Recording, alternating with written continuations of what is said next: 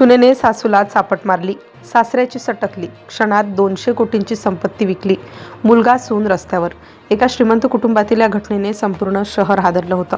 शहराच्या मध्यभागी एक आलिशान बंगला होता. त्या बंगल्यात राहणाऱ्या कुटुंबाचं नाव शहरभर प्रसिद्ध होतं.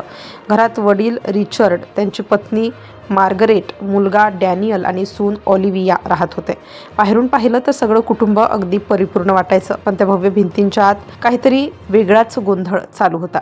रिचर्ड एकेकाळी अत्यंत मेहनती उद्योगपती होते. त्यांनी आयुष्यभर कष्ट करून संपत्ती उभी केली होती. मात्र वय वाढत गेलं आणि त्यांनी व्यवसायाची जबाबदारी मुलगा डॅनियलकडे सोपवली. सुरुवातीला सगळं सुरळीत होतं, पण काही महिन्यातच घरातलं वातावरण बदलायला लागलं. ऑलिव्हिया उच्चभ्रू समाजात वावरणारी दिखाऊ स्वभावाची महिला होती. तिला सासू सासरे घरात राहणं पसंत नव्हतं. ती मित्रमैत्रिणींमध्ये आपल्या घराच्या वैभवाबद्दल बोलायची, पण सासू सासऱ्यांचा उल्लेख टाळायची. हळूहळू तिचा स्वभाव अधिक कठोर होत गेला.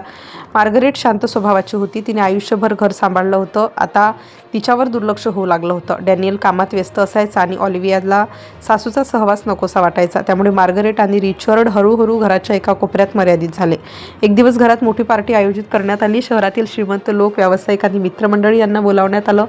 घर सजलं होतं, संगीत सुरू होतं आणि सगळीकडे उत्साह होता. मात्र त्या संध्याकाळी काहीतरी वेगळं घडणार होतं.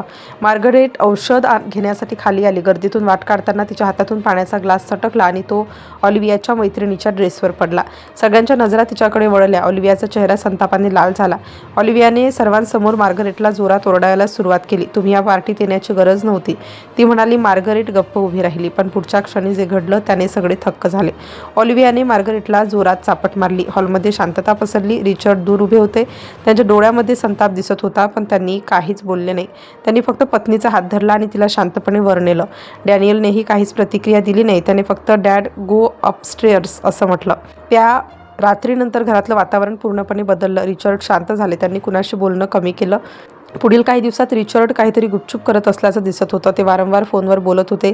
काही लोक घरी येऊन भेटत होते, पण घरातल्या कुणालाही काहीच कळत नव्हतं.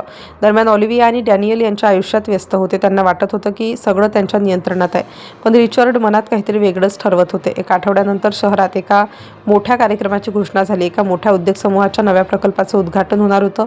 शहरातील सर्व मोठ्या लोकांना आमंत्रण होतं. डॅनियल आणि ऑलिव्हिया उत्साहाने तिथे जाण्याची तयारी करत होते. कार्यक्रमाच्या दिवशी भव्य हॉल सजला होता. स्टेजवर मोठं बॅनर होतं. सर्वजण मुख्य पाहुण्यांची वाट पाहत होते. अचानक प्रकाश झोत स्टेजवर पडला आणि तिथे रिचर्ड आणि मार्गरेट दिसले. डॅनियल आणि ऑलिव्हिया थक्क झाले. रिचर्डने माईक हातात घेतला. त्यांनी शांतपणे बोलायला सुरुवात केली. आज मी माझ्या आयुष्यातला मोठा निर्णय जाहीर करणार आहे, ते म्हणाले. रिचर्डने जाहीर केलं की त्यांनी आपली 200 कोटींची संपत्ती विकली आहे.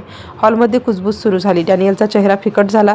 पुढच्या क्षणी रिचर्डने सांगितलं की त्यांनी सर्व संपत्ती ट्रस्ट आणि अनाथालयांना दिली आहे.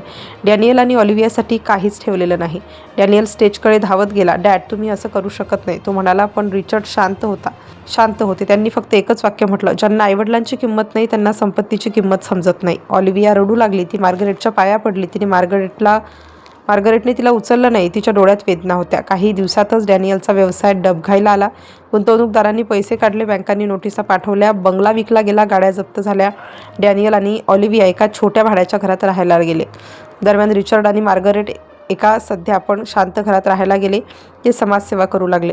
शहरात त्या घटनेची चर्चा सुरू झाली. लोक म्हणू लागले, पैसा असला तरी संस्कार नसले तर सर्व काही व्यर्थ आहे. आणि शेवटी ज्या आईला चापट मारली गेली तीच आई सन्मानाने जगत होती. आणि ज्या मुलाने वडिलांकडे दुर्लक्ष केलं तोच मुलगा आयुष्यभर पश्चाताप करत राहिला.